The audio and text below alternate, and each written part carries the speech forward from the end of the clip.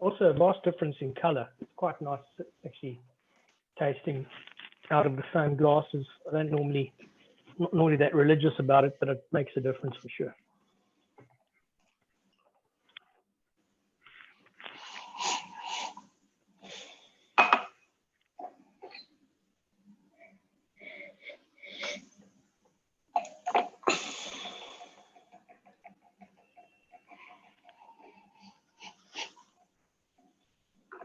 Hey, Lena, how are you?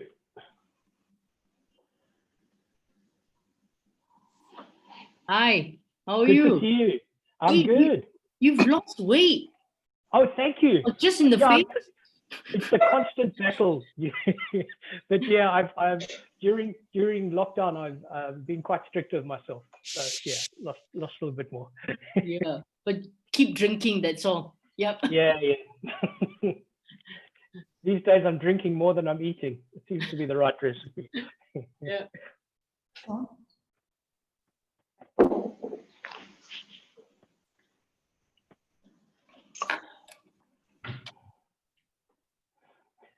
We've got pretty much everybody here. So guys, what I've done in the group chat was just give you a working reference of the 6 wines that we're looking at, not in any particular order. What I thought I'd do to start with, maybe you want to just nose all 6 of the wines. They're showing really well. I took a bit of time with the decanting, sort of double decant process tonight to get the most out of them from this morning, and then before we sealed them in argon. So they're looking well. They've evolved really well. I was saying to the guys in the chat earlier, it's really interesting. I guess we're pegging Casanova against the rest. And I'm particularly excited to do that because I looked at both these Casanovas about 3 months ago, and they've evolved really well. They're tracking really in a really exciting way. I'm dying to see how they stand out against the rest.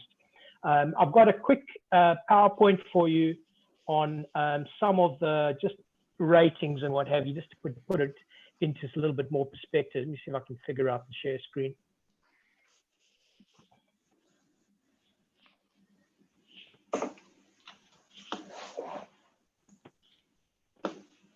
Right, is everybody, no, you wouldn't have it yet. Hold on a second.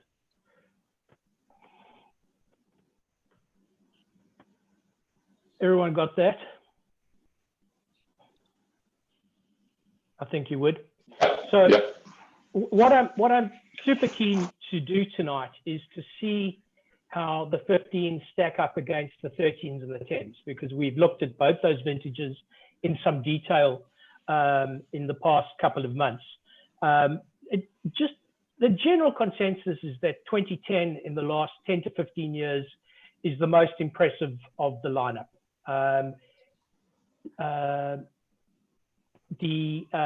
In previous vintages, it would probably be 4, 6, and 7 before you get to 10.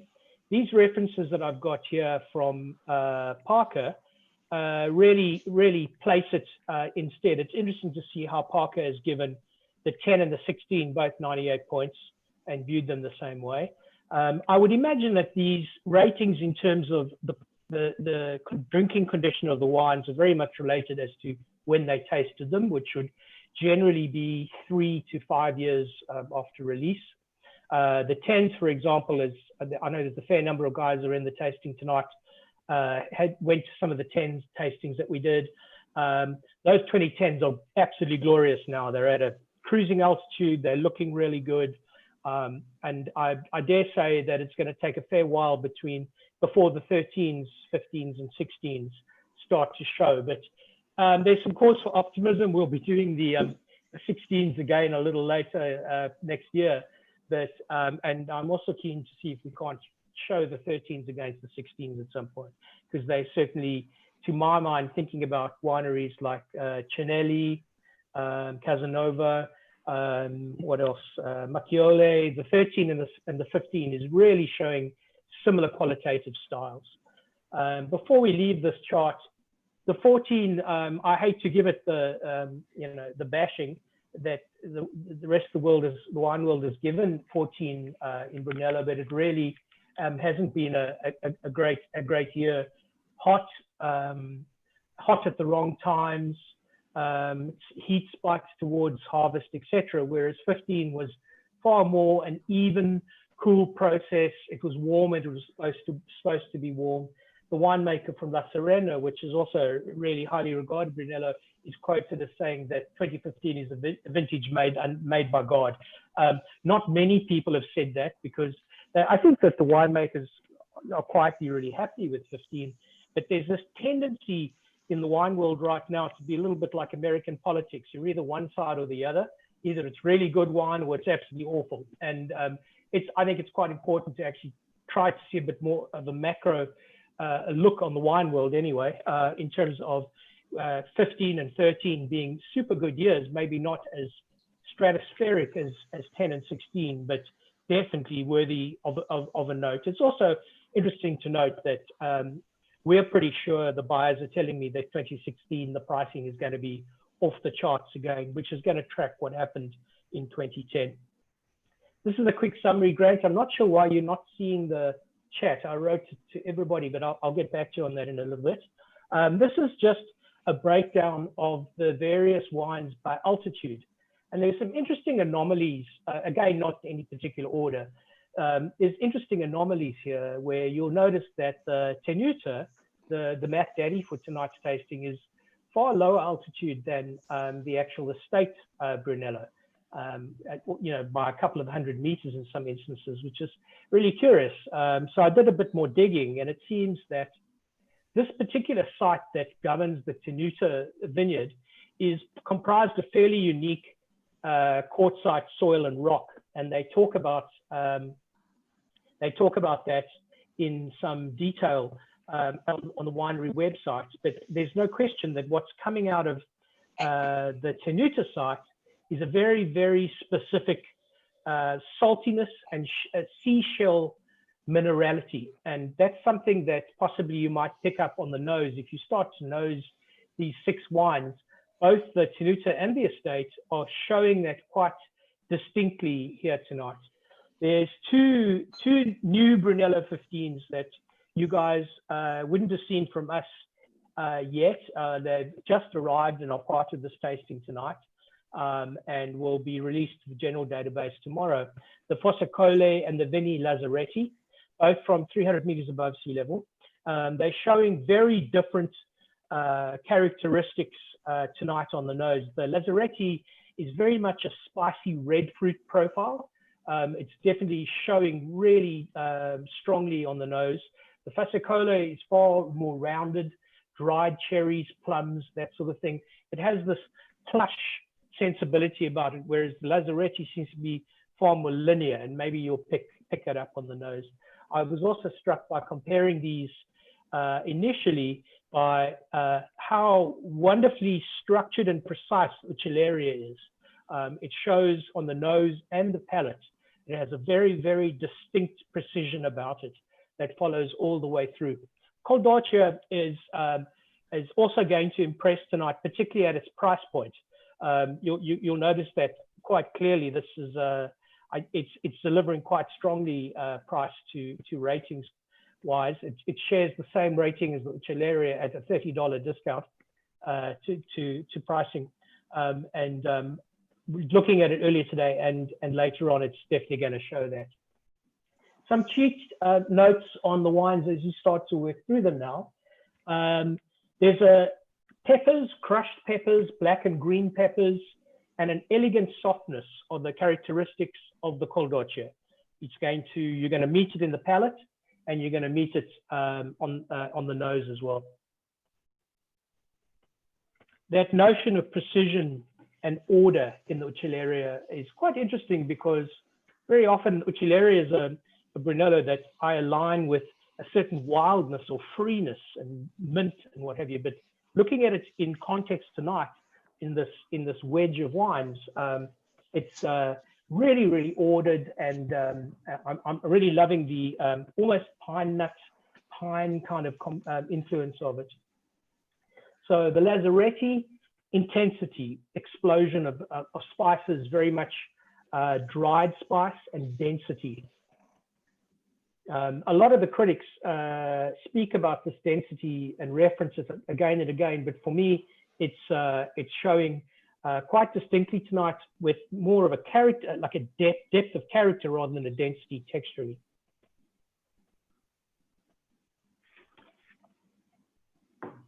Yeah, there's with the Fossacole, the one defining character of it that will show is glazed fruits, glazed red fruits. So think of strawberry, glazed cranberry, that kind of soft kind of sugar top note. And then again, this feeling of plushness in your mid palate. I think it was Jeff Grossett who spoke so clearly about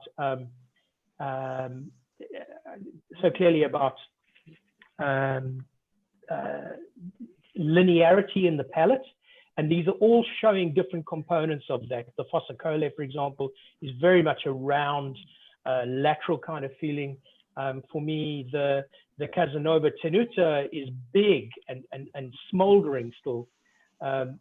Yes, Lou, just start to drink them. I'm just going through the cheat notes and then we'll start talking about them all.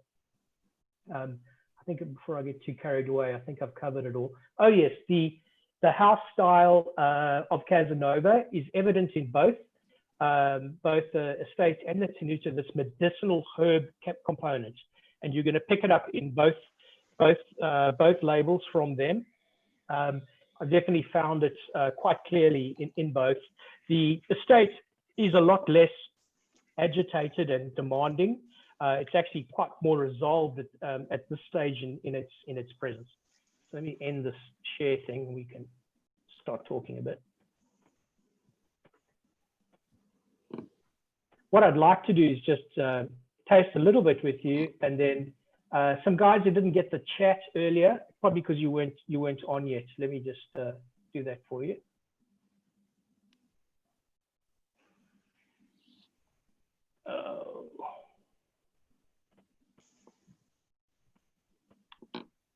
Are we out of the share screen? Here we are.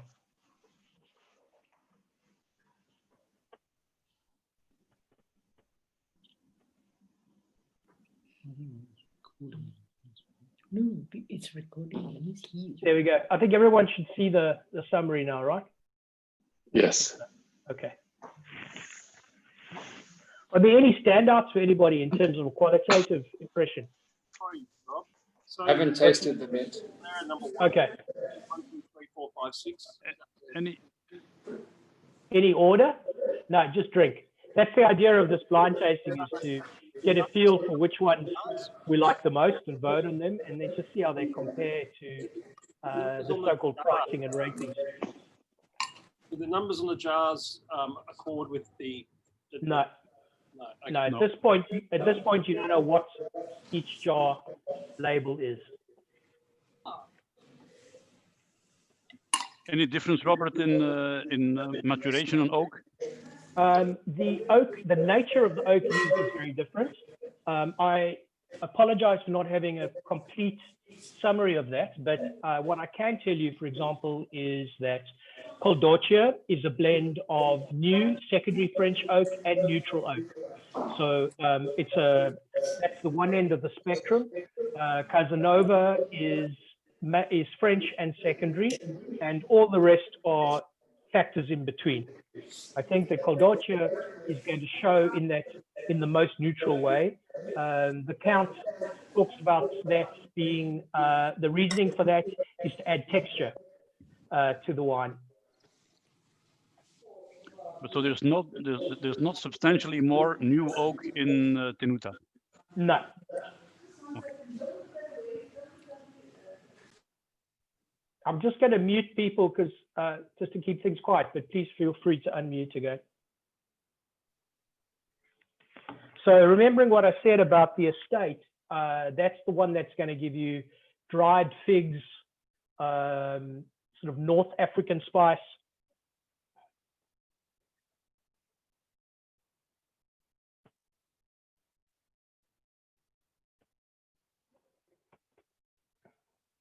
And also balsamic, I don't know how the Italians say it. That it's, for me, it's very pronounced in both the estate and the Tenuta style.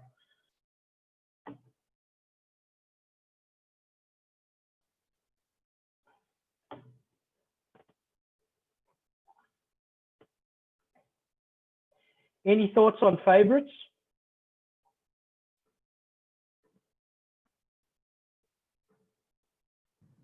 One through six. What's quite interesting is the profound difference in pricing. I guess that Cassanova really hit its hockey stick in 2010 with its 100-point rating. And you could see the structure and the quality of that when you lined it up against all the rest. There's a few guys on here who came to those tastings just before lockdown. I think we got our last one done about a week before everybody went home. It was good enough to compel me to pay more than I've ever paid for a Brunello before. I've got to say, I took a deep breath when I saw that pricing. It was crazy, really crazy. We're not getting much on number 2, Rob. It just doesn't seem to have an awful lot on the Yes. On palate and nose. Yeah. I don't know. I mean, I don't know which one it is, but it just doesn't seem to have much going for it. Well, I tell you what, it's quite interesting because that's the one that, in terms of the tasting notes, is all about an elegance and a softness, about an early approachability. And I was talking to Lou a bit earlier today about how much more into Brunello I am than Barolo for that particular reason, is that the Brunellos really start to come into their own 5 to 6 years into the piece, whereas Barolo, yes, you have to wait, 10 and more years to see any kind of evolution, even in the new style, or the new kids international style Barolo. It's still something you've got to wait so long for. And I was seeing so quickly here tonight the evolution of the Casanova. But back to number 2, yes, it's the one that's going to be the softest of all of them. So I think one should look into the context of oak treatment, because it's showing its kind of conservative oak approach. I was talking earlier about the different ends of the spectrum, and this is the one at the end of the spectrum with a lot of neutral oak, etc. Yeah, I would really agree with the previous speaker. When I tasted them first sip half an hour ago, the 2 was like very different than the others. Very different type of fruit. Yeah. Elegant, elegant, I agree, but less complex, less broad. For me, indeed also the less expressive of the 6 wines. And also, I think lined up next to 1, which is like firecrackers. It's got this red agitation. It's just so incredibly demanding. It's kind of a little sad for number 2, because it might be precisely made and all in context, but number 1 is so jazz hands in terms of its enthusiasm, and number 2 is kind of left trailing behind a little bit. Dean, you're asking, yes, I agree, hard to compare 2 after 1. Lihao, the difference in style compared to Burgundy and Bordeaux, Sangiovese is such a different grape, right? So it needs such different treatment compared to Cabernet, Merlot, Franc, Bordeaux, etc. I would argue that probably the one overriding thing in blind tastings for me, Bordeaux versus Brunello, is that the Brunelli always seem to show for me herbaceousness, sort of green herbal notes, which doesn't always get out of Bordeaux. And that's, No, go ahead. I was going to say that the other thing also is that for a given level of quality, the Brunello will show earlier, but there's definitely more sappy acid in it than a Bordeaux. A good Bordeaux equivalent quality will take longer to be approachable and drinkable, and will tend to be slightly more feathery. Let's see what I'm looking for.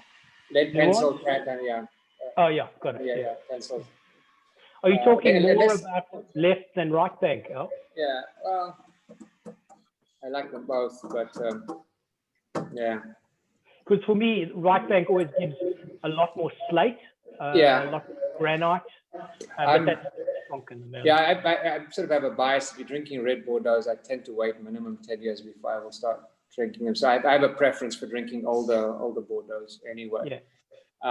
But if you do drink a younger one, you tend to find that a younger Brunello will be more drinkable than a younger Bordeaux. Mm-hmm.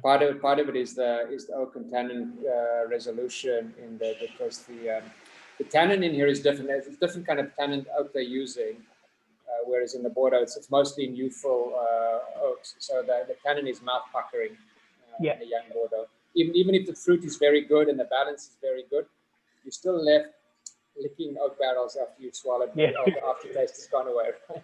Yeah. Whereas you don't get it with this. It's interesting because I remember when the 2010s first came out, so I'm guessing it's about 5 years ago or something. I remember getting quite a lot of tannin, but that tannic expression in 10 Brunello didn't last very long. You know, within 3 years that had dissipated, and it was more about fruit and mature sweet fruit.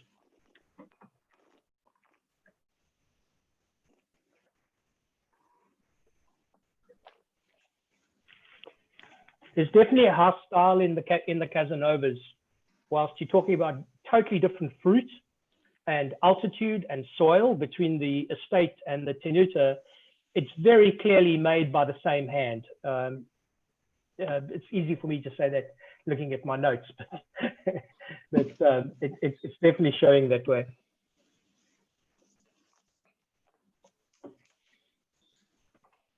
The concept of balsamic is showing in both as well, very, very, very clearly.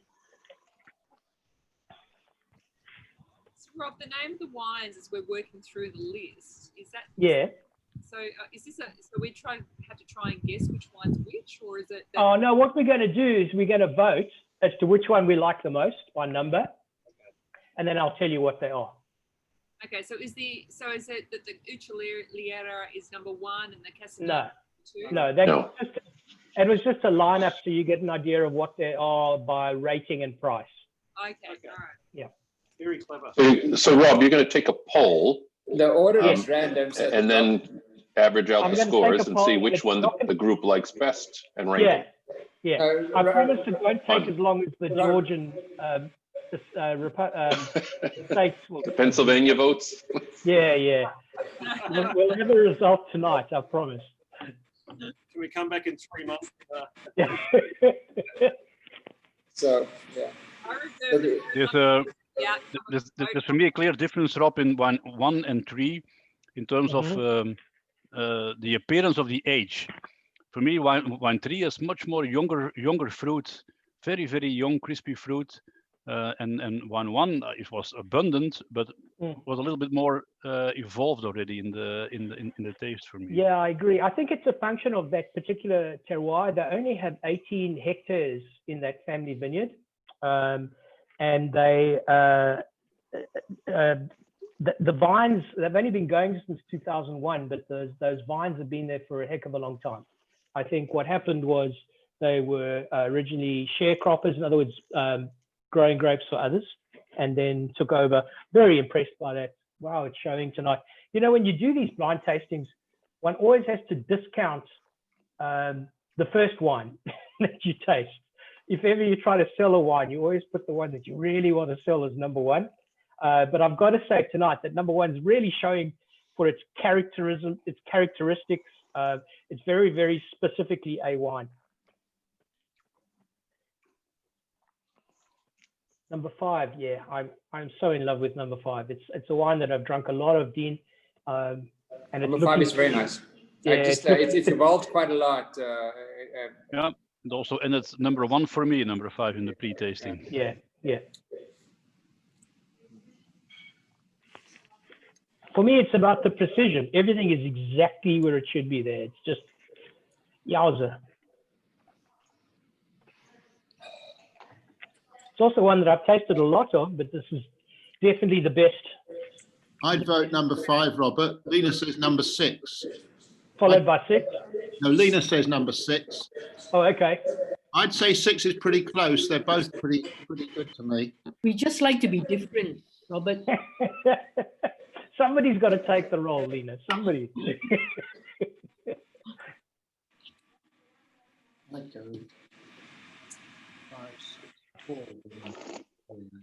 Oh, while I've got everyone tasting, I've done a special tonight. I've got 12 6-packs of every one of these bottles at 10% less. I'm only going to have it until tomorrow at lunchtime, because then I'm offering 2 of these Brunellos for the very first time to the database. And we don't have a lot of them. So I expect we'll sell them all tomorrow. So it's only for you blokes. I'll send you a link. I'll send you a link after the tasting for those. You do realize I have exceeded my wine buying quota for the month already. We'll store them for weeks for you, I'm sure.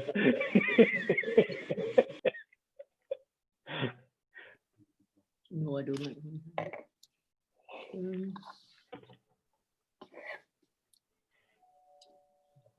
I expected number 4 to give more loving, but it's not. Four actually is probably for me the odd one out. Yeah, it's just kind of a little awkward, Grant. Not awkward, but just not shaking it quite as well as the others. It just didn't turn up for the party. Yeah. It's actually also much more tannic, number 4. Yeah, it's a little flat. I agree, Jay. It's just a little bit dull, a little bit lacking in vigor. Yeah, it doesn't have its cutting. Yeah.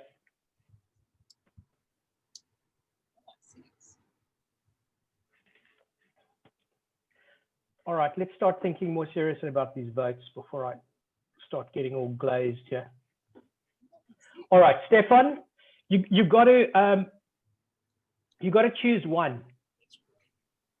It's not like the electoral college. You can only pick one. So let's start now. Stefan, 1. Okay, 1 tick. Dean, I reckon you banking on 5 or 6? 6. Definitely 6. Okay. I'm saying number 5. Number 5. Okay. I'm with 5 as well. All right. we're on 6. Sophia, you got to give me one number. HK, I've got you at 6. Yeah, Grant and Kristen 6-2, Rob. Okay. Beautifully well balanced and structured wine. It's unbelievable. All right. Yeah, I've got you on 3. No vote, definitely no votes on 4. Yangsen 6. We got a 1 and a 6 here. A 1 from me. A 1 and a 6. Okay. 1 from me and 6 from Di. All right. Yeah, that 1's a bit of a winner, Lou. One is definitely old. I think I got number 5. Number 5 for me seems to have much more. That's what I was asking before, Robert. Much more oak maturation than the other. More new oak in the nose, and therefore so much more elegant and appealing, and you know. Well, Peter, this it's not particular winery so. I know quite well, and it's definitely 1/3 new, 2/3 secondary or used oak. I'm pretty sure of that one. In defense of number 1, whatever it is a totally different wine to what it was 15 minutes ago. Yeah, it's getting better. Yeah. Really, it's just transformed. There's a sense of lightness about it that just there's a sort of elevation about it. It's really great. I've got to say, there's nothing here that I don't like. 2 and 4 are less boisterous, that's for sure. Yeah. It's funny you say that, Lou. I've had 6 open longer. Maybe that's why I think it's better. Yeah. I love it. I love 6. 6 is my second choice. I think it's great.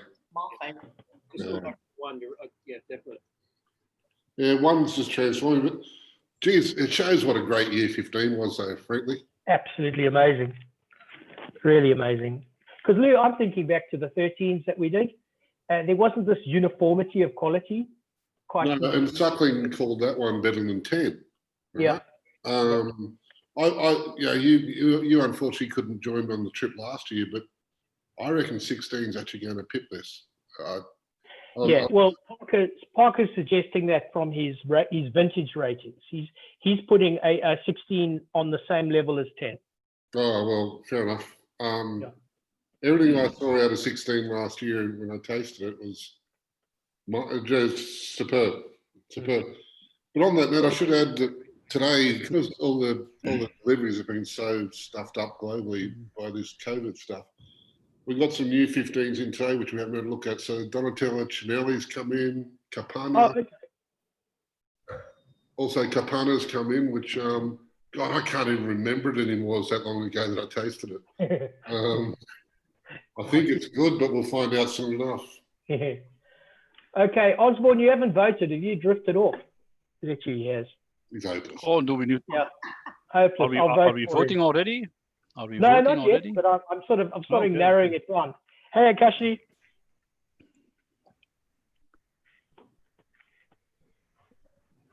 So, Robert, what was the main difference between looks, I hate to sound like Fox News anchor, but with 78% of the votes in, it's looking like there's a clear winner.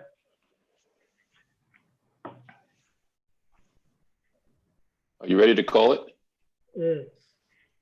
I'm ready. So, I'll give you the tied in second place. Third place is number 2 with 1 vote.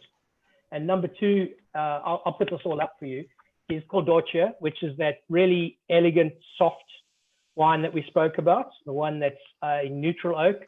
I was saying earlier, that's the one that's at the far end of the spectrum, which is a quiet, soft, gentle kind of interpretation. Sorry, then which number is that? That's number 1. Number 2. Number 2, okay. Yeah. As soon as I get a sec, I'll put them all up for you.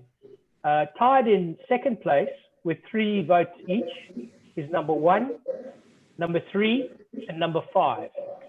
So number 1 is the Lazzeratti, which is a brand new arrival for us. Number 3 is the, where is it? The Cassanova. Oh, you're way too quick, Robert. I didn't know you were already. Number 3 is the estate. You were already voting, and number 3. That's okay. What I'll do, Peter, is 2 and 6 have the same connotation. Yeah, I'll put these up slowly on the share chat. I've actually had a. Let me just do this. So number 1. 6 is also Lazzeratti. Number 2, Cordocia. Number 3 is Casanova Estate. Yep. Number 4, no one voted for, which is the Fossacole. That was the one, the sort of round glazed strawberries, blood oranges, very much the red fruit components. Number 5 was Uccelliera, the one that was really precise. So Uccelliera shared equal votes with the number 1, Lazzeratti, and number 3, the Casanova, and number 6 is Casanova Tenuta. Yeah. It's quite nice. So I'll just go quickly to the share screen so you can see.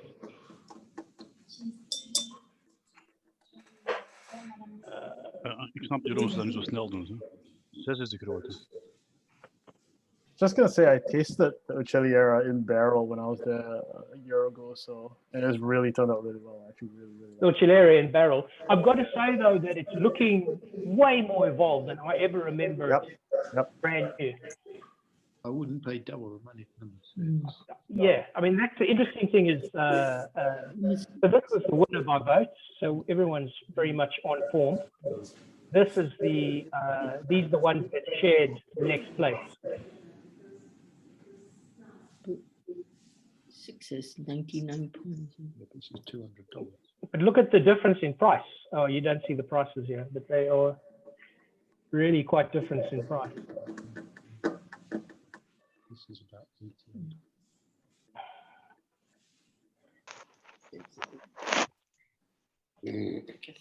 By the way, Robert, the Tenuta is Tenuta Nuova, not Tenuta. Tenuta just means vineyard, right? Nuova. Tenuta Nuova, the new vineyard. Oh, you Italians are always changing the game on me. Not really. It's just that you make an abortion out of every language you actually speak. There is a certain style about number 6. There's no doubting it. Yeah. What I'm sort of battling to find is the minerality that all the critics talk about in number 6. They talk it's a factor of the site, and I'm not seeing that, but I'm seeing quite a lot of dark and wonderful styling. Dark fruit, beautiful styling. Oh, I agree. There's no minerality there. Yeah, I'm not sure what they're talking about. You know, even Monica from Wine Advocate was talking about quartz content, and yeah, she was really getting quite Burgundian about the site, and I'm battling to see that. Which one? Which is that, Robert? Number 6. Number 6. Yeah. Well, Oh. So Robert, I made a note and I talked about it. Number 3, for me, very young fruit, and number 6 is the same thing. Number 3 and number 6, they both come over as like just out of the barrel, very very new, while so much younger than all the others. And the rest. That might be a factor of oak, Peter. That maybe they're treating it similarly. Maybe they're using the same kind of oak. And I'm sorry about not doing enough research on that. I should have done that. To try to find out what they're actually using there.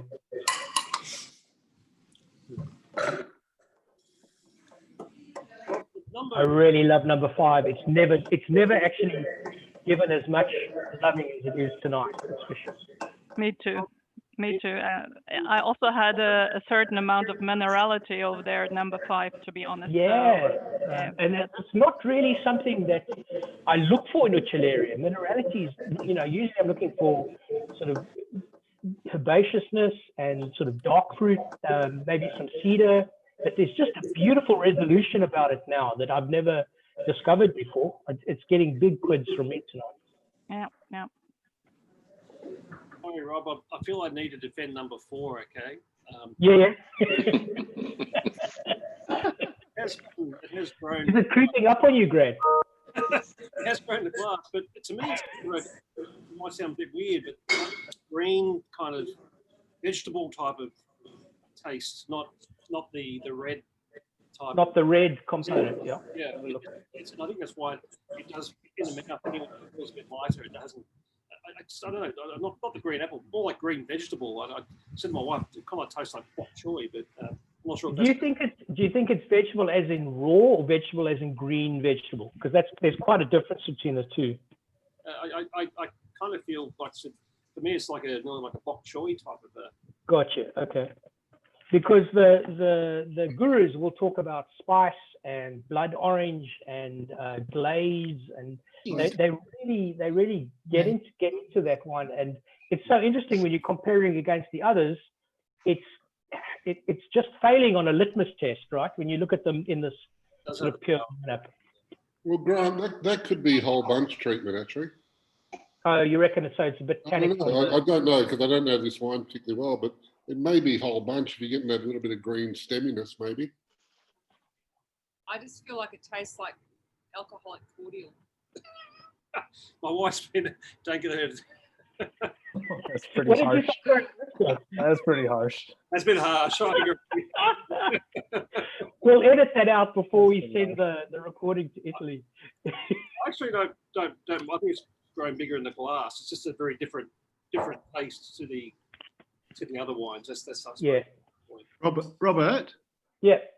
The number 1 came in second place. Can you elucidate the qualities that put it there? Because we're not really seeing them. I think that well, certainly for me, I'm not sure about the others, but what really jumped out was this kind of effusive energy on a red fruit spectrum. There was this really bright, demanding agitation about it, which I really liked. And I think it's something that over time will evolve. I think it's a stamp of the winery. This is the first time I ever tasted Lazzeratti, and I'm really super keen to taste some more because it's a relatively young operation. These blokes have only been going for. So to some extent, people are voting based on its potential then, and what they're seeing as a young. Well, I always, the one thing, Paul, one has to be wary of in these sort of environments is the first wine that we taste in a night like this is often the wine that we stamp as our benchmark. So one has to be quite careful of that. So I'm sort of consciously going back to it again and again, but it's still showing an individuality that none of the others are showing. There's definitely a character about that wine that's really cool, and I think it's quite specific. Okay, thanks. Well, the Uccelliera, I've had I'm just checking my spreadsheet actually. Number 5. 2013, which I got from you actually. Yeah. That's substantially better than the 13, if I recall correctly. Yes, I agree.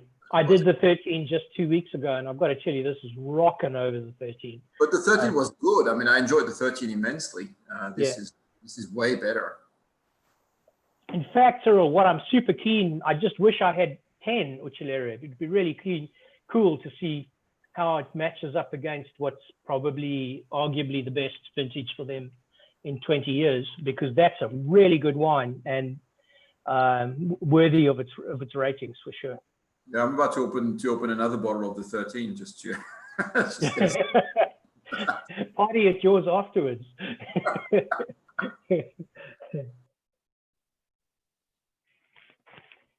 I've got to say though that the Tenuta Nuovo, there's a styling about it. It's amazing. But I guess at the end of the day, one has to look at maybe number 1 and 6 that are so drastically different in price. You know, you're talking about a $69 bottle of wine versus a $200 bottle of wine. I mean, that's a lot of dollars between. No, sure. But I think the difference comes up in 20 years' time. Oh, you think so in the long run? Yeah. And I think that most consumers are not making that calculus when they do that. I think the number 6 is very nice. The Tenuta Nuovo. But I do think it's one which has structure which will last longer. But you can argue. I mean, you can argue whether that's worth $100 in price difference. I'm not saying it is. I'm just saying. No, it's a lot of dollars. But I have to say, Al, the other night I was at someone's house and we had the Macchiole 10. Yeah. Which was my breath away. And I remember being with Lou in Italy when the 10s came out, and Macchiole was one of those wines that was 30% more expensive than the 9. Yeah. And we just thought, this is crazy. I don't remember what the numbers were, but drinking it now, it's glorious. It's really ridiculously good. Which one was that, Robert? Macchiole Brunello 10. Yep. It's got such Alan,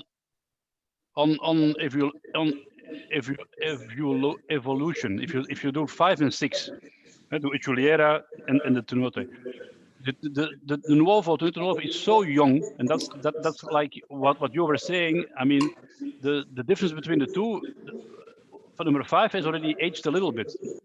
Number 6 is like so young, but I think in evolution it'll go much better, and that's maybe why the price is higher. I don't know. Yeah. And I think that I think the pricing also capitalizes a little bit on the brand value. Agreed. Yeah, sure. And I'm not going to criticize them for doing that, but it has to be earned over time. Yeah. No, but I've had Uccelliera for the last 10 years, and it's like every year it's bang on. It's fantastic. It's good. It's good. I've been buying Brunellos for a long time, and Uccelliera is the one that I've always been very happy with. And you can drink it relatively early as well, which is good. And you can buy lots of it, so it's without breaking the bank. Yeah, well, there's also a different approach to the media, right? Because the Cassanova people work the media really well, whereas our friend Cortese just hates the media. If they turn up, he puts their German Shepherd on them. There's a real difference. Yeah, he's a character. He's a great guy. No, that's true. But I've got to say that nobody. But Robert, that's why these blind tastings are great, right? Because it's just the wine and its own merits. Yeah. And sometimes you'll end up picking the most expensive one as the best one, but often you don't, and that's where some of the real education comes from. Yeah, and the real winners, right? Because Ellen, I was looking at Biondi Sanchi's latest release, and that's now more than $500 a bottle. So it's completely out of my expectation. And even if I could pay that money, it kind of offends me on a certain level to spend. No, it does. Yeah, it does. It does offend you at a certain Brand power, right? It's all about the brand. Yeah, there's no doubt that it's a brilliant wine, but the Armani suited Celador staff and the helicopters on arrival and all the rest of it, that people are paying for that. Yeah. Yeah, and that makes wines number 1 and 5 the clear, yes, price value or winners of the evening. Winners on the night, yeah. Rob, an interesting note is I chose number 5 as my top wine, despite drinking it from a whiskey tumbler. I'll let Cortese know. Well, Robert, I'd like to know, how do people react? Because I find 6 Tenuta, the nose is just far, so much richer and nicer than all the rest of the wine. I have to say, on the nose, that number 6 just blindingly good, right? There's the silky, there's a gravitas about the nose. I agree completely. But when one filters that against price, it becomes a lot less convincing as the winning wine. I think that's really what's come out of tonight's Friendly. Value for money. Yeah, and I think that the group tonight have been so on the ball with that, like in recognizing 1 and 5 in or outside a whiskey glass. I think that we've chosen well tonight. I feel badly for the Count at number 2 because it's a good wine, but I think it's kind of got lost in the milieu. It's not a fair fight. No, Yeah. it's a different wine. So how do you do that, Robert? How do you decide which ones to put in number 1, 2, 3, 4, 5, 6? If you organize an evening like this, I try to be as random as possible. So I'm standing in the restaurant at 9 in the morning, short of about 2 coffees. So I'm in a really bad mood, and I just kind of put it down and see how it falls. So I really don't plan that, Peter. That's how it kind of fell today. Okay. People were pretty negative on number 4, but I thought it was a bad one. I would have put it as number 3 of my choices. I think, in fact, on the nose, it was showing more promise early, Paul, that I just feel like the wines, the evolution of these wines in the hour that we've been drinking them, there's no question that some have evolved better than others over time. Yeah, I think I agree with that last speaker. Yeah. The 4 seems a little overripe, maybe just overripe to me. Yeah, I agree. None of them are bad wines, frankly, though. The point that Lou made earlier about 15 being kind of similar in quality, we're definitely seeing that tonight, no question. Which makes our 6-pack a once-in-a-lifetime opportunity. What's the price, Robert? What's the discount here? The real value is $615 if you pay for them originally, so it's 10% off that. I'll send you the link afterwards. I was trying to be all special, hoping that I could send it to you now, but I've drunk too much wine. Let me see if I can find it now. So are you good? So Robert, in phase 3, when are we doing the Brunello group tasting? Yes, that's the very first one we're going to do. We're going to do some Brunello 10s in stage 3, and I've got a Ponte 18-year vertical, which it's got to be done over 2 nights. I don't have the liver for 18 different bottles in 1 night. Yeah? What's the oldest vintage you have in that list? In the Ponte, it's 82. 82. Wow. Okay.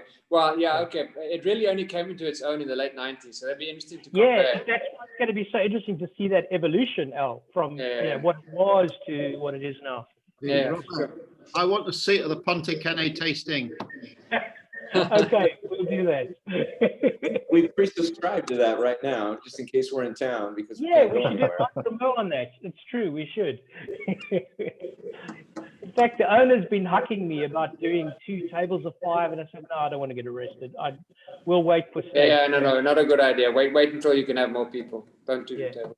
Especially, I'm not a citizen. They catch me, they send me home. Yeah, I'm on a slow boat to Bosnia if I get caught. So Robert, I'm fine with you getting arrested. That's fine. He's back. I voted for you because you disappeared. What did I vote for this time?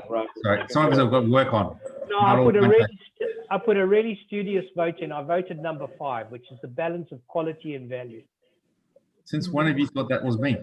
Yeah, I'm not being that. I'm normally not nearly as considerate, but just this one time. At Bandcamp, okay. Oh, I'm loving 5. I really am. What's the price? Actually, you're right. It's very good. Yeah, it's just so good. Lou, are you still there? What's the Uccelliera? Yeah, what's up? Is it 69 or 79? What? The Uccelliera. No, it can't be. The 13 was $89. So it's 99. It's 99. 99. 99, yes. It's worse than 99. Jeez, it's nice. Yeah, it's excellent. Uccelliera trades at a margin above everything. Most things. So it's half the price of 16, and I'd argue the bang for the buck on 5 is worth it. You know something? The more I look at these, especially number 2 and number 4, which have sort of been the ones that are less popular. Yeah. It's a question of acidity. The fruit ripeness is there across the whole range. You can see it. It's about elevated acidity in all the other ones, whereas 2 and 4 are much quieter. In any other lineup, they would be superstars, but because they're up against high acid content competitors, I think they're suffering a little bit or not showing as jazzily. So you're saying that the acidity is more demanding of attention than the ones that are lower? In this lineup, definitely, because frankly, I think if you had to drink a whole bottle, it'd be a lot easier to drink number 2 than it would be to drink. Oh, agreed. Yeah, sure. Yeah. So it depends on what you're looking at, but the difference between the wines is the level of acidity, in my view, because the richness and the ripeness is there in all these wines, but some of them have got very clearly elevated acidity, which is going to take them a long way. Whereas the Col Dolce, for instance, I think it's a great thing to open up and drink. It's just ready. Yeah, that's you're right. It's not going to last that long, but you could drink a bottle of that in the night, but you'd struggle with the others. You really would. I think you get halfway and go, "Oh, this is hard." Yeah. No. So how? I mean, there's a few Australians on the table here. How can you drink a full bottle of Barossa, some Barossa wines, and not drink a full bottle of Uccelliera or Tenuta Nuovo? I mean, those go in without any. That's tannin versus acid. Is that before dinner or after dinner? Because sorry, we're not drinking the Barossa what? Better is called racism. Let's call it what it is. You know, it's. Well, I'm Australian born, but my parents are Italian, so yeah. Oh, okay, you get a pass. Yeah. And I would actually drink the Italian before the Barossa Shiraz anyway. There you go. Yeah. Oh, it depends which Shiraz, but I mean, they are definitely big. Too big. Basic ones are too big. Maybe a nice soul growers. That'd be a nice thing. I know the winemaker. It would be nice. It would be, you guys as Australians, Robert, it would be really nice to do an evening, a pairing between Cote Rôtie and the top Australian Shiraz, and see if we can blindly make the distinction between Cote Rôtie and the top. It wouldn't be too hard. Yeah. No, actually, Peter, I did this with a clever selection of wines, that'll be harder than you think, because the top Barossas, the cold climate Shiraz. I know. When I visited Australia and they've caught me enough times to be very careful now. Absolutely. That's why I think it would be so interesting, Alan, to do it one evening.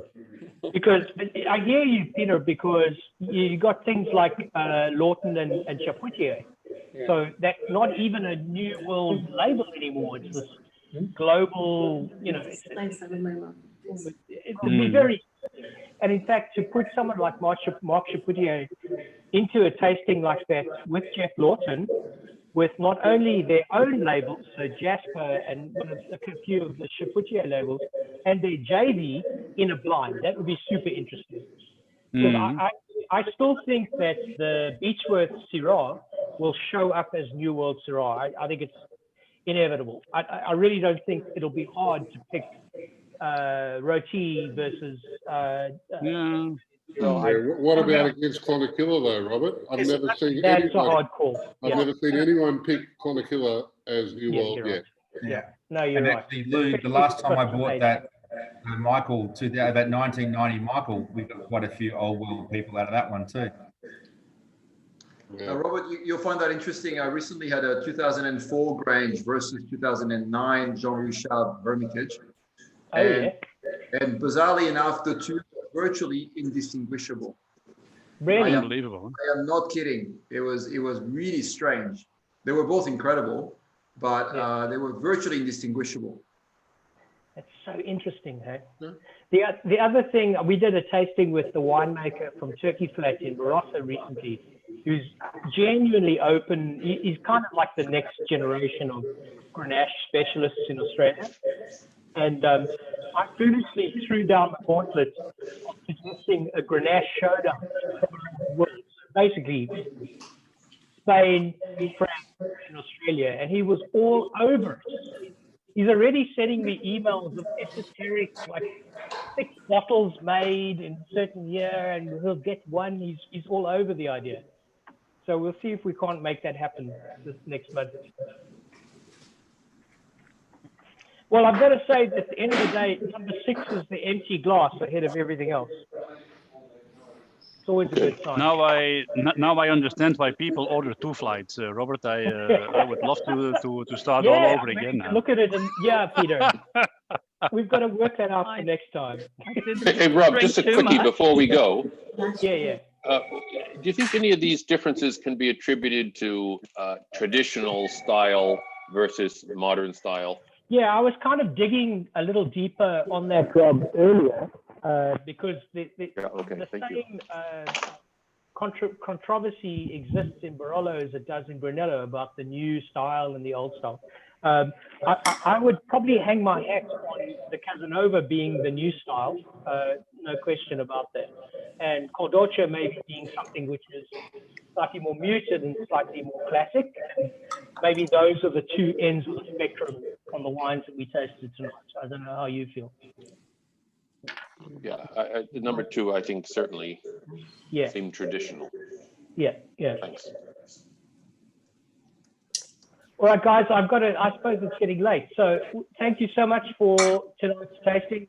Next Thursday, we're doing a vertical of prize Sagrantinos. So I'll be sending some marketing out on that. And we do have those 6-packs if Alan hasn't bought them all by the time I finish tonight's tasting. I'll send you a link on that later. All right. Very good. All right, thank you. Thanks. Thank you, Robert. Miss you, Robert. Thanks very much. Thank you. Okay. Thank you, Robert. Bye-bye. Thanks, Robert. Good night. Bye. Thanks. Osborne, are you still there? I'm still here.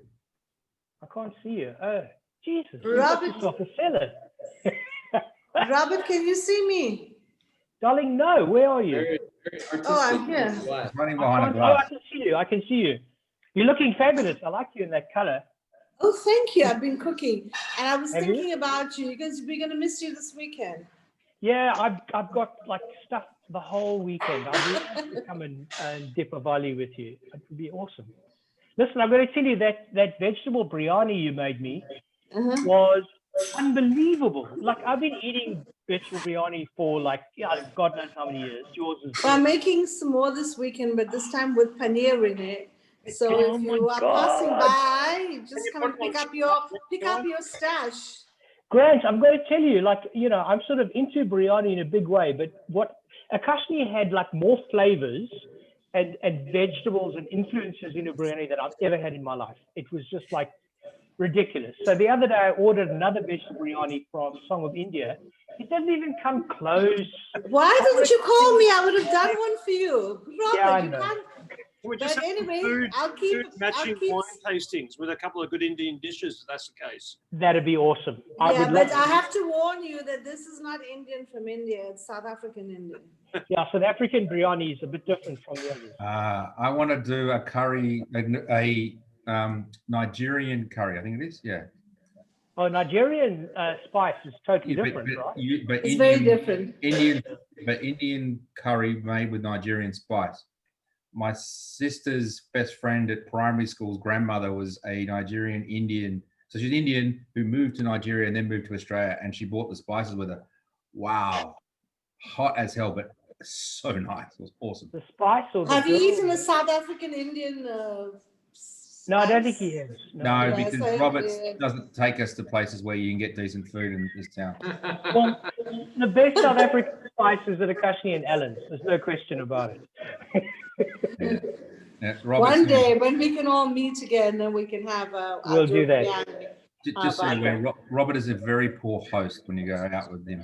Yeah, I'm not that good. Al, have you tried that Gewürz I brought over yet? We drank it. We drank it on the Sunday, the day after you came. It was pretty good. Was it all right? Did I not send you a picture? I thought I got you to the picture. I thought you sent it to you. No, it must have been so good that you forgot. As long as you liked it, that's good. It was delicious. Very nice. Very nice. Yeah, but the columella was very good too. Oh, okay, good. Because for me, Dry River Gewürz, especially when it's aged, is probably the best New World expression of Gewürz. I don't think anyone gets close to that. It's as good as. Where did you say from? Where is it from? Dry. What did you say? It's Dry River from Martinborough in New Zealand.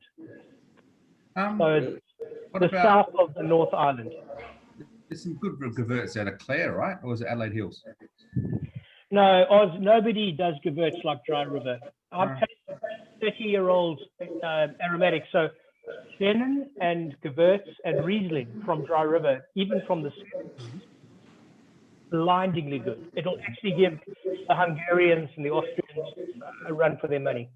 Really, I'm still not going to probably agree with you on the Riesling bit, but anyway, good story. Yeah. Is that your wine cellar or is that a... Yeah, that's my wine cellar. That's No, Robert told me a bit of wine. that from Marvin Schenken in New York. It's not. That's his cigar cellar in New York. No, this is my place. It's a refit whilst Robert wasn't over here on the weekend. Grant, I've missed you at the last few tastings. Have you been busy? Sorry, mate. I've missed you at the last few tastings. Have you been busy? Yeah, I've had a few different work is starting to crank up again. So I've had a few. Oh, okay. Yeah, I've seen that with the different. It's Thursday night as well, so I'm going to have to start moving my functions on Thursday. Although I have to say, my daughter has a math tutor at 6 Thursday night. I swear she thinks my family is alcoholics.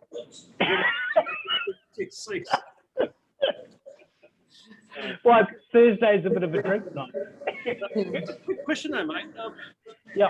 We've only really had you one other time over Zoom. When do you think we'll start to be able to do things outside of this? Well, I was hoping for 1 October and it didn't happen.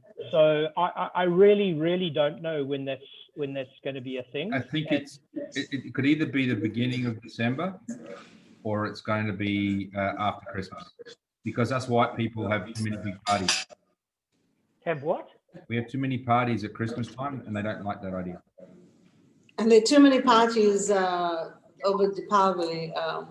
It's not my culture. So it's not this it's not the South African culture though, but they have a lot of parties. How are you handling Deepavali with groups of people coming through the house? What do you do? No, not at all. Oh no, I can't come.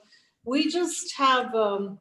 The 4 people, it's all the wine drinking lot coming on Saturday, 4 and 4 on Sunday. That's it. No. You can't. It's too much to have people all day long, and it's no. And we are more like a dinner thing, not like In South Africa, it's different kind of thing, but we don't have all those parties that the other Indians have. Well, I remember over the years in Singapore going to Deepavali parties with 200 people. It was like insanely huge. So I was wondering, I had the impression that you would do like a Saturday Tuesday thing where it would just be. No. Obviously, if anyone comes to the house, we won't turn them over. As long as they don't come at dinner. We can take one more. That's, but not more than that. But if somebody turns up during the day, it's fine. But I don't officially invite anyone. It's not an open house. My family would do a kind of an open house, but not this year in South Africa though. Nobody's doing it. Have they locked that down? I thought that they're allowed to have people, but everyone's very, very cautious. Nobody wants to get sick, you know, and I think South Africa has a problem. So, you know, so no. So everyone, and, you know, South African Indians generally tend to stay at home for the dinners.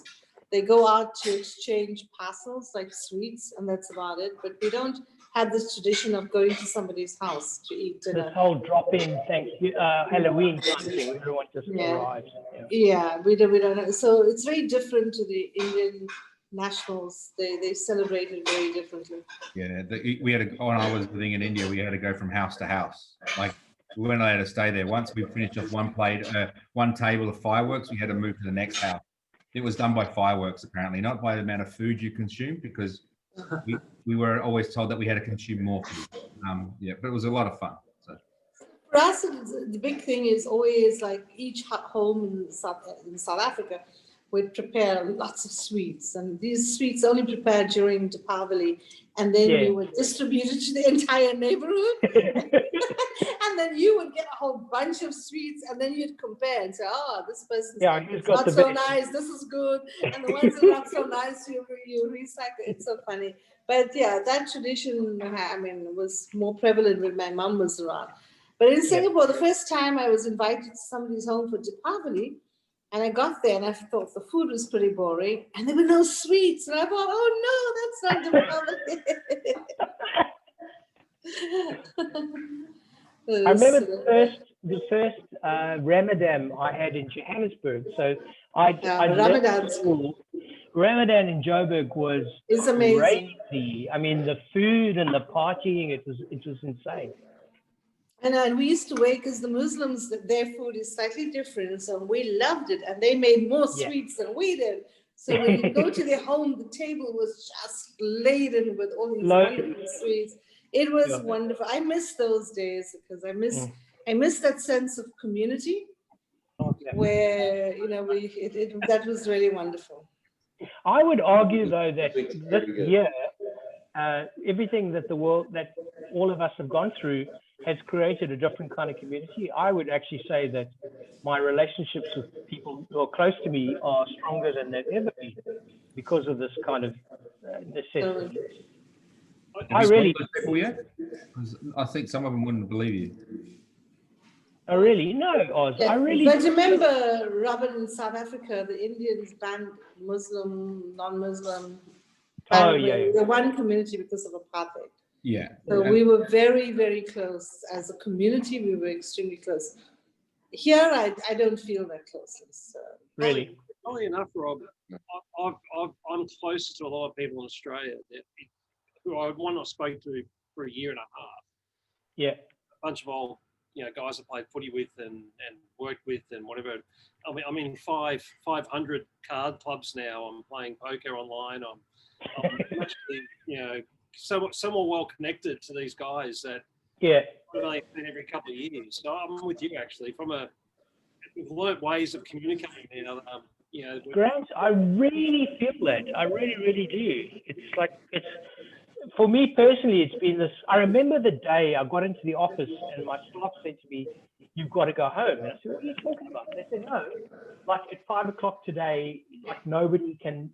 So there was this whole like crazy thing, and overnight everything changed for us as a company, and for me as a person, and it's interesting, like the relationships that I've made and retained through that time, not what they were before, and not as close or as distant as they were before. It's been a really interesting time. I think one of the best things that happened was when we did the Anzac Day thing. Yeah. So the three of us on the different balconies doing the dawn service. All right, that to me was pretty cool, and then also helped that one of my mates could play a good trumpet, so we take that and got that in there. But it did change. It's changed a lot, right? But Oz, I've got to say, like the Anzac Day celebration in Singapore, it's fine. Like you got to get up at 4:30, and you go to the memorial, and it's fine and it's hot, and there's mosquitoes everywhere. But the thing that kills me is the trumpet. Can someone please play the Reveille in tune? like at 6 in the morning, and somebody just tape it. Because I've never heard it played right. What's wrong with you military people? My wife, Kristen, works at the High Commission. I'll put in a direct request. Can you make it, put in a memo, an application, Grant? He was gonna go after the Gurkha trumpeter from a couple of years ago, and I thought you do realise this guy's got a knife on him, and he will use it. Yeah. Like the last Anzac Day was definitely the worst. Like that dude has been to Trumpeters 10, a Persian 101 2-week course, no guarantee. He was terrible. He was absolutely Sorry, if we can just go back to biryani. So can I make a request, Robert, for the next tasting? Yes, is we have the some of best Akashi's biryani. spicy veg biryani and the Yeah. best wine that will go with the spicy veg biryani. Oh, I hear you, Dave. I totally hear you. In fact, Okay, what we should do, we'll organize a Kashmi's biryani and we'll challenge everyone to submit their bottle. And Bring the it'll be wine. 6 minutes, right? So I'll do all the decanting for everybody. So we'll taste it. I'll send to everybody. Akashni, are you up for that, darling? Perfect, absolutely. Because I'm telling you, I'm not that big. She makes the best biryani I've ever had. No, I heard that. I understand that. My only goal is to have some of her biryani, so I'm happy to bring everyone. I can do chicken, I can do lamb, I can do vegetable.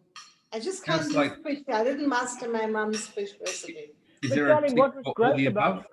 normally when you order a vegetarian biryani, you get like some forlorn, depressed carrots or something. That's I mean, not veg, that's not biryani. darling, what you put into that thing was crazy. It was so great. Paka, Zuid-Afrikaner. South Afrikaanse biryani. So I've got to tell you that next week we're landing De La Crosse. So Oh, really? all the De La Crosse stuff's arriving. I'm so excited to taste them with you. It's going to be great. Well, please do that. I'd be happy to taste them with you. Mm. I just, I It'll be the love- first time that Singapore's ever got De La Crosse in all the years. Oh, wonderful. You know, the restaurant is just amazing. Have you been to the restaurant, right? You must. Yeah, I have, yeah. I went back on my own as well after my friends left. It was just superb. Did you see the hotel? Yes. It was, oh my God. So I saw the Lauren, jewelry store. I saw the hotel. If it wasn't South Africa, I would have bought jewelry. no, it's crazy. So Gotta go. Dinner's ready. Okay, take it easy, Brad. You. I'm looking forward to biryani. Absolutely, with pleasure. Biryani challenge. Yes, same here. I need to No leave. challenge, you just eat it. See you. That'll Bye. be awesome. See you. Bye. Bye. Have you heard that De La Crosse has gone into Chapter 11 in America? No. No, the jewelry stores have gone tits up. They're all gone.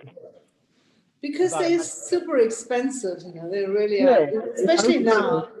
And Oprah was the one who promoted De La Crosse. She was the person that took them from. It's beautiful stuff, it really is, but Yeah. I can't So- see, you know, people buying jewelry, that kind of jewelry now.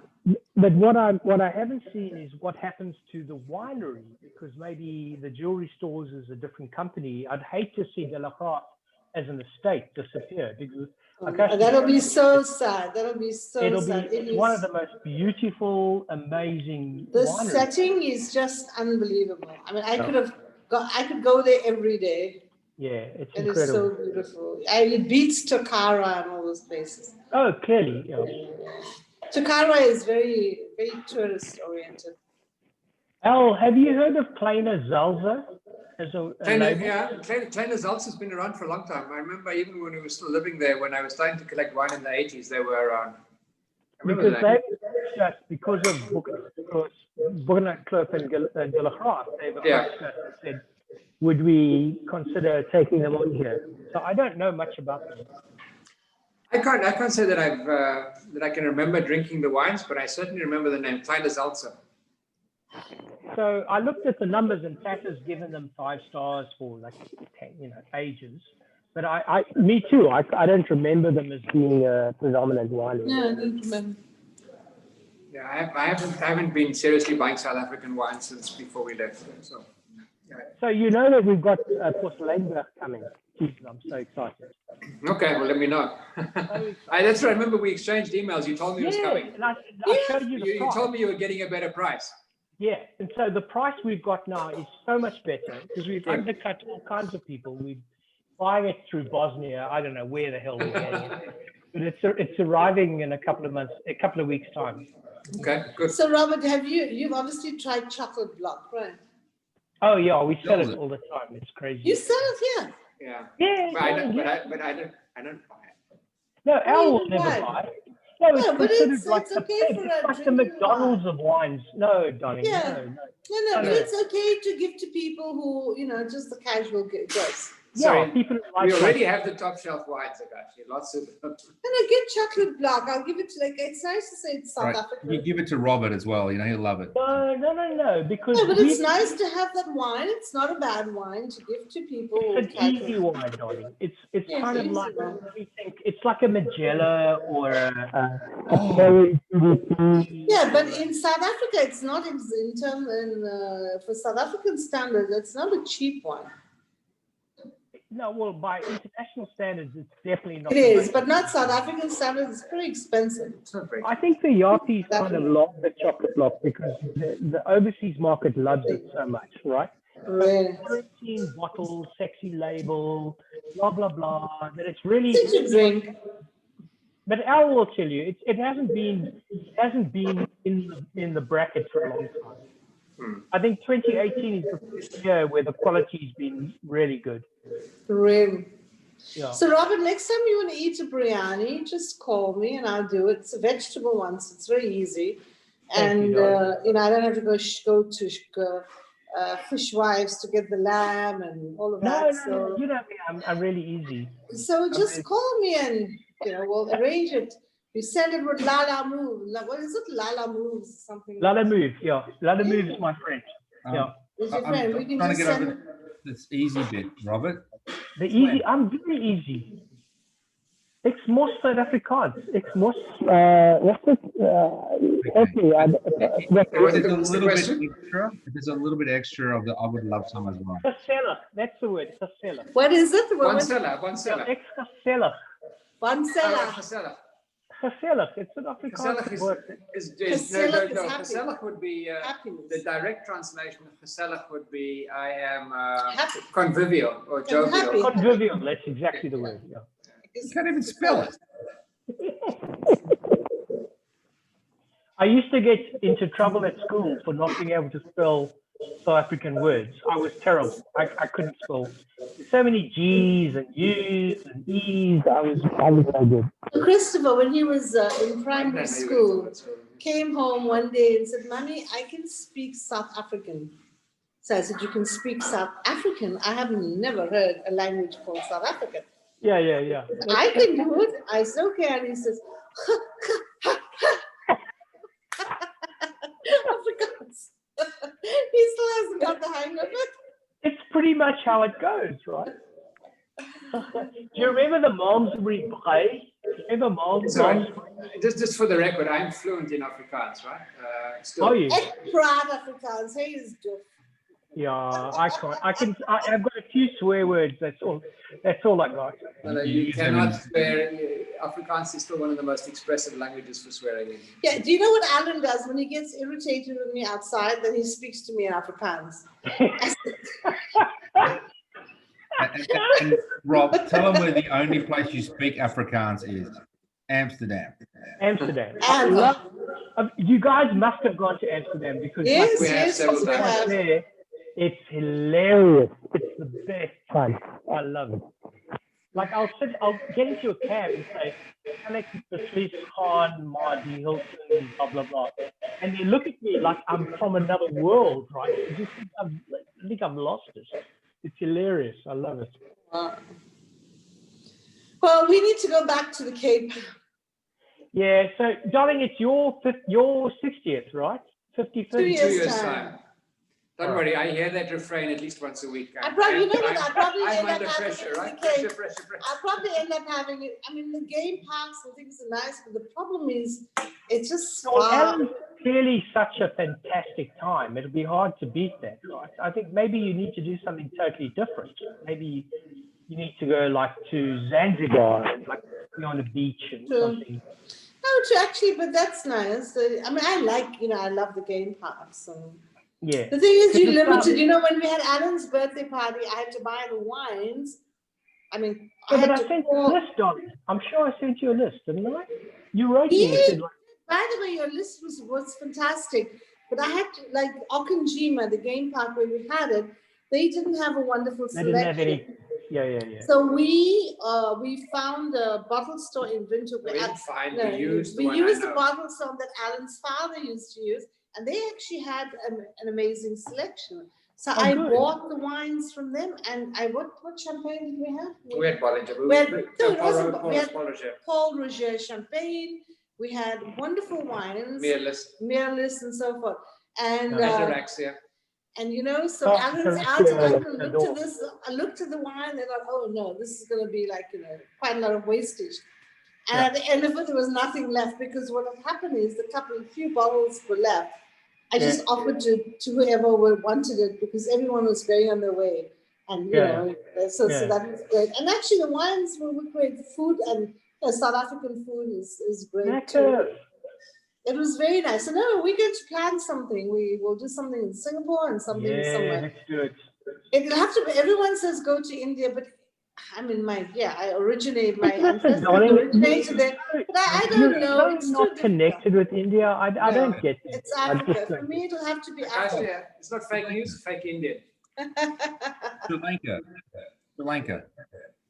The problem is it's difficult to organize in a place where you're not familiar with it. Sri Lanka. But Sri Lanka is a good idea. And that's different. That will be good too. But I have such an affinity with the animals. So for me, Christopher. Our theme was Bollywood as well, right? So it's important. So our theme was Bollywood, and we had a Bollywood teacher, a number of other girls who did the room to read dancing. So she came and she taught Alan and myself a couples dance. And we had a Yang. I think you know Yang. She's a gynecologist. I think you do know her. Yang and Sulit. Anyway, so I had a group of local friends who came and we learned about various Bollywood dancing, and we did it there. And that was really, really nice. And when Christopher came down from New Zealand, so we had the dance with the boys, and the teacher told him he was very sulky. So he did not get along with the teacher. And he said, how dare she say that? I'm trying to focus on the steps. So he was like, oh, this is a bother. I don't want to learn this. And when we got there and we did the dance, he came to me and he says, Mummy, I hate to admit this to you, but I thoroughly enjoyed myself. It was fantastic. And when I get married, I don't want to have it here at Auchenjima or necessarily in Namibia, but I want to get married in a game park. This is that. So, darling, somebody dating an American, we need to hone this in. Like, is she Republican or Democrat? Democrat. She's Democrat. Thank God. Because I can't have Chris marrying a Republican. I could have lived with a Republican who didn't support Trump. Yeah. Oh, that's kind of interesting. I kind of like those people still. As long as she's not a Texan with like a AK-47 in her holster. No. She's very sweet. She's very sweet. She's very kind, from what I hear. It is eye-opening to watch American TV at the moment and see the stuff. So sad. And especially watching these deniers who invoke God, spirits, and all sorts of things. It's crazy, Alan. Claim that Trump won. It's quite scary, actually. Very, very scary. And the fact that so many people voted for him, it's even scarier. There's 71 million people who agree with his point of view. This racist, this hellish, it really worries me. That is one. So the Indians in South Africa are complaining that Ramaphosa addressed the nation, but he didn't wish them a happy Deepavali. I said, they said Boris Johnson wished the Indians. Fucking Boris, can he please get a haircut? I'll pay for his haircut. Can somebody just cut his hair? Jeez. We should send him a message. And I thought, that's the least of your problems in South Africa. Exactly. Yeah. Oh dear, oh dear. So, darling, do you feel like you're more connected with Africa than I am? Do you feel like the whole COVID thing is under control there? No, no, Really? no. I think I don't think those numbers are accurate. I think many more people have a problem, and they've opened up the country to tourists, but it's they're quite stringent restrictions.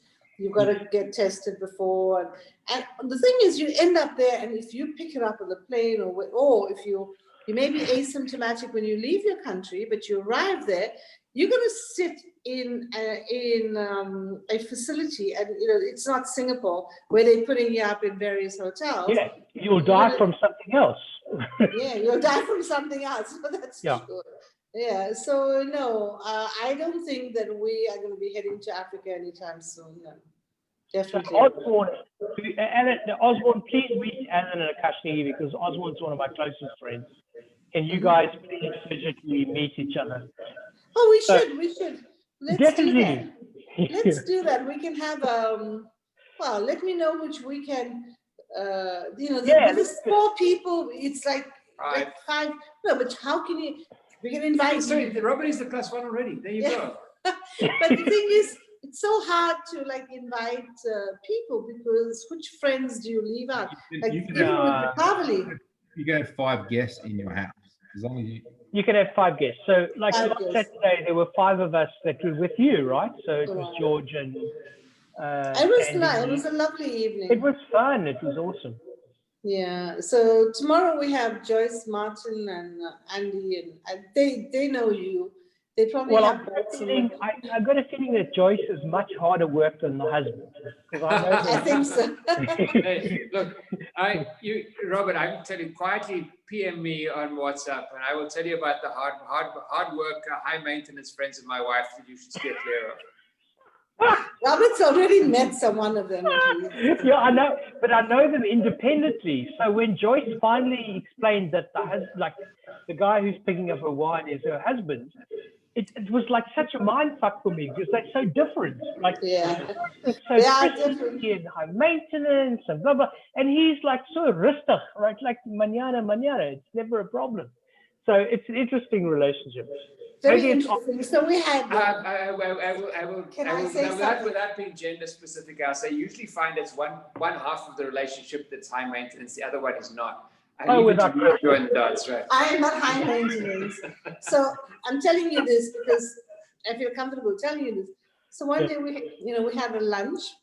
Yeah. And the husband, his surgery is quite close, so. Yeah. It's normally just 4 girls, and I always say, because they buy lunch out, so I said, come and have lunch, and then he has lunch and he goes off. So she brought some. I mean, they all bring wines, and they bring very nice wines. And then the husband poured the wine, and then she got very irritated with him, and she says, "You're very heavy-handed," and he always said. It's a bit judgy. It's a little judgy. She said, "Martin, so heavy-handed, there's nothing left in the bottle." And I'm thinking, hello. No, Joyce. Just please, you're talking about high maintenance people. You've got one here, Robert. He's extremely high maintenance. I'm not that high maintenance. Ice, water, must be the cigars, must be at the right room temperature. It's just ridiculous. Robert. No, Mr. Robert, I didn't know you smoke cigars. Why did you? I love them. You never stay here. Do you know what my bedroom should be looking nice and romantic and luxurious? It's full of bloody cigar boxes. It's not full of cigar boxes. It's got a humidor in it. Yeah, and all the boxes on the top. But why does it have cigar? Is Alan? I like cigars. I know it's actually not correct. We have storage space right on top of the things. And you have to put cigars there. And some of the cigars in plastic bags are stored carefully on the top, but the cigars have the humidor at eye level. You have to really look hard up. It looks. Do you know that George is like a big cigar smoker? I do. He and I periodically will share a cigar. So next time we have a dinner, Osborne will come because he and I collect cigars. Perfect. Oh, really? I had no idea. I didn't know. But I normally switch to the cognac or the grappa or the whiskey when I do cigars. Yeah, I like a little rum or some almond. I like rum and I like grappa. Yeah. So we'll do that next time. Someone needs to have that left in the house for it to be able to be drunk anymore. There's no more Armagnac, I think, for last Sunday. So, you know, when coronavirus happened, the Singapore government, I don't think it was the same reason, whatever, but they banned private imports of cigars. Really? So Osborne and I smoke maybe 12 cigars a week together. It's like, it's a thing. That's a lot. I'll get 2 of those out of what, by the way. Yeah, so suddenly our cigars are getting sent back to Geneva. My therapist was bearing the brunt. I said, listen, I can deal with anything in coronavirus, but don't tell me I can't import cigars. It was a terrible time. Have they fixed that? But no, it's fixed now. So I must talk to you about that, because I used to travel a lot, so I would buy my cigars and just bring them back with me. But now I have been forced to resort to buying. But I've been contemplating importing, because normally I would order ahead and have them delivered to my hotel in New York or whatever at a decent price, and then bring back. We can help you out, because Osborne and I order at least every 2 weeks. So, like, if you've got a favorite label or something, let us know. The one that I really struggle to replace is my Bolivar Royal Coronas. The others I can get, but the Bolivar Royal Coronas, they're telling me Oaks are telling me if I want to get them to specially import, I've got to bring in a pallet. No stuff. And I said, no, I don't want to buy a pallet of cigars. That's a bit much. No, leave it to Osborne, because he's really good. Like, he's the guy that's got me onto the Trinidad, the aging rooms, all like the new evolving cigars. Okay. So Osborne, are you single? I am. So if you're single, you're welcome to join us for Deepavali on Saturday or Sunday. I would do that, but I've already got an Italian version of Diwali. Okay. Really? I call it Diwali because that's where I was in Mumbai. So, you can say either Diwali. I'd never heard Deepavali until I came to Singapore. No, neither had I. I knew it was Diwali. You say it in a really cool way. You say Diwali. It's like really cool. I've never heard that. Because I've always thought of Deepavali. Yes, Deepa means lamb, and Vali, light of the lamb. Deepavali, Diwali. It doesn't matter. It just depends. You know, people from India. I mean, as Oscar knows, they come from different parts. And the language is different. They call it different things. So it's still the same. I was living in Mumbai my first time. I went through Diwali, but we went to Bangalore and down there, which is crazy. We went to so many houses and had so much fun. It was awesome. I've just shared a link in the chat. I'm looking at Bolivar. So Al, what size do you want? The Royal Coronas. The Royal. We don't need to look at your gut, Robert. Trust me. I don't see the Royals here. Oh yeah, I see them. 100. Hell, they're not even expensive. They're like 120 US for 10. But they're out of 10. stock. They're out of stock. Yeah. Well, that'd be about right, because I buy them in 25, so that'd be about 250 a box, 250 US, I guess, right? A box or euros. There you go. 229. 229 for US for a box of 25. Yeah, that's pretty reasonable. That's what I would expect to buy. Yeah. And then maybe double it for duty. How it works. Yeah, that's fine. But then if you do, I'm good for 2 boxes. So Osman, I'm going to ask you a question. Did you ever come across this guy called Jesh? Before you do this, we're just on cigars for a minute. But the other ones that I have good stocks on and that I like are the Partagas Series D, the number 2. Fantastic. The number 4. And number 4, the Pyramids and the Bolivar Bellicosos. Al, you've got to try the Trinidad, because I used to be a Partagas Upman kind of guy. I used to go for that kind of price. Trinidad's changed my world, really.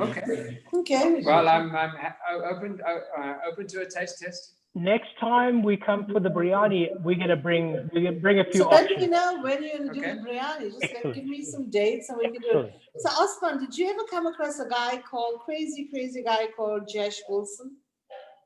Rajesh? No. Not that I'm aware of, no. I did meet some pretty crazy people when I was there. Like, I hung out with some people from Bollywood and all that sort of stuff. They all drank in the same bar. What were you doing in India? I worked for a little company called Reliance. A little one. Yes. A little one. So I was What there. is it, like a life insurance or something? When No, I think they sold petrol or something like that. That little gas station somewhere. fabric, bit of fabric on the side, yeah. And then I think they were trying to sell second-hand SIM cards somewhere along the line. Dodgy bastard, dodgy. I was helping build the stores that they were going to turn into schools and all that sort of stuff across the country. So. And in Singapore, where you would? I'm working for a company called Thought Machine, which unless you work in real high-end tech banking, you wouldn't have heard of us. Thought Machine. Oh, darling, they're all like internet geeks, like they all I see. Yeah, people who work for me are Google Grinder, it's all that stuff. And I'm a Luddite. No, darling, you're not. You're definitely not a Luddite. When are we going to lunch? Because I think it's like so overdue. Yeah. Yeah, we should do that soon. Let's do that. You tell me, you are so busy. After this, let's do yeah, this kind of December, I think our Christmas rush is like, it's happened already. It's like, really? Sorry, Osborne, did you say ThoughtWorks or Thought Machine? Thought Machine.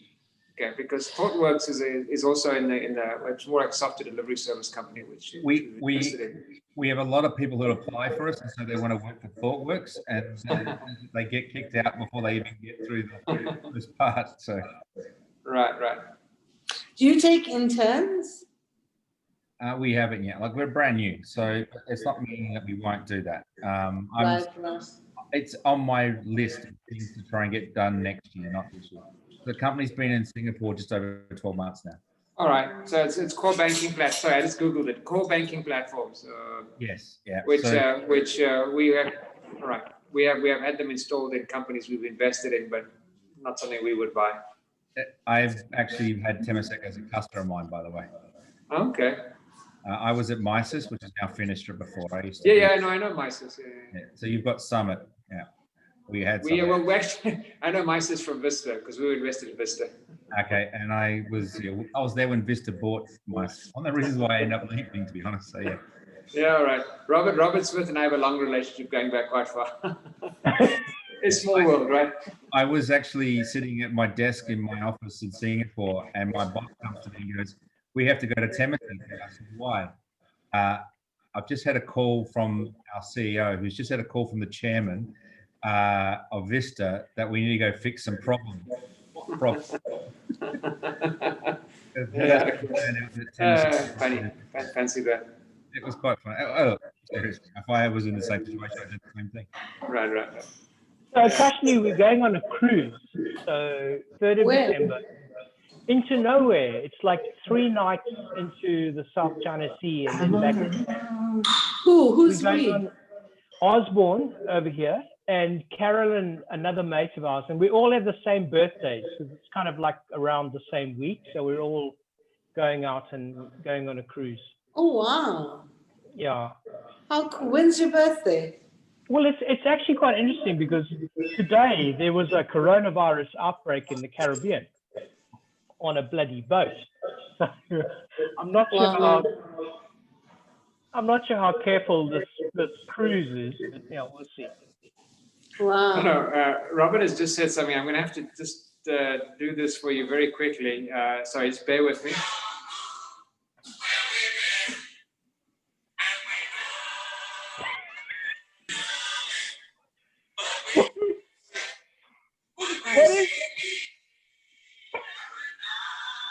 Nowhere.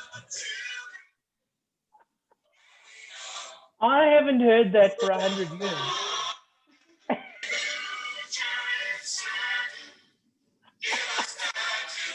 Bear with me. Oh,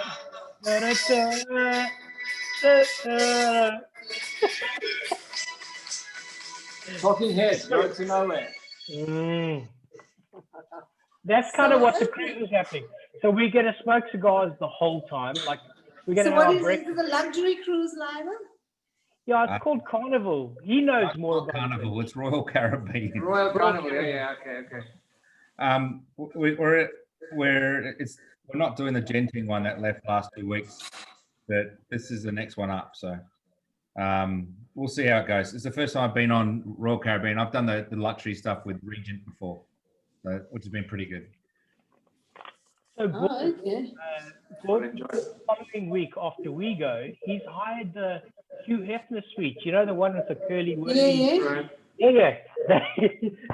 They're in that suite apparently. Wow. Very nice.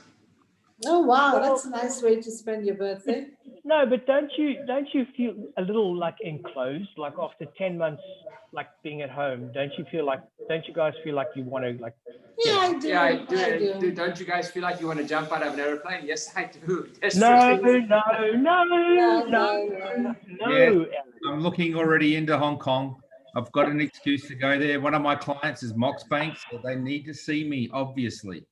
But I've just found Alan and Chris jump out of planes for fun. They are they're sports free fall divers, skydivers.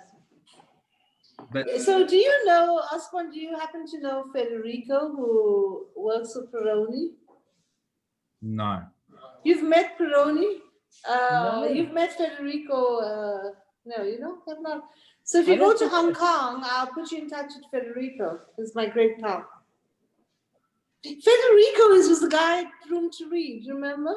Yes, I do remember. He donated the beer and the beer cocktails, which is so popular. Can you remember that? Darling, I feel like you should take over Room to Read. It's not been the same since you ran it, right? Do you remember that night we raised $3.5 million? Hey? Darling, no, I remember that night at the Ritz-Carlton where we raised so many millions of dollars. You got to bring that back. You got to do that. Yeah, the problem is they changed management, so they decided to focus on all the people they've employed. So the volunteers have taken second place. So yeah, so it's different. Well, it's okay. It's all right. We'll do something else. What about creating a Thompson Trust, right? Like a Thompson Trust that like educates. Like a foundation. I did think about that. I have to convince my husband. I have to work a little harder for a bit longer. And stop buying wine. But honestly, everywhere I go, people keep asking me, when are we going to have the next volume? When are we going to have this? We did a good job. I've never seen a table of 10 spend $1 million in 4 minutes. Excuse me for 1 second. Ever in my life. It was crazy. It was crazy. Yeah, right. Yeah. Yeah, but 45 minutes to 1. Sorry. I'm doing the cauliflower rice. I have to dry it out. So I want to make a cauliflower rice biryani for myself. Yeah, you can't have it soggy, right? You've got to cook it over a really You have to dry it, so that's okay. Yeah. So I damp mine off and I still can't get it dry enough. I can't get it right. Well, one day come here and I'll show you how to do it. All right, darling. The 4 of us, we're coming to Chateau Thompson. Absolutely, anytime. Please be patient with him because he's not really that good with that sort of stuff. No, I'm kind of slow. It's true.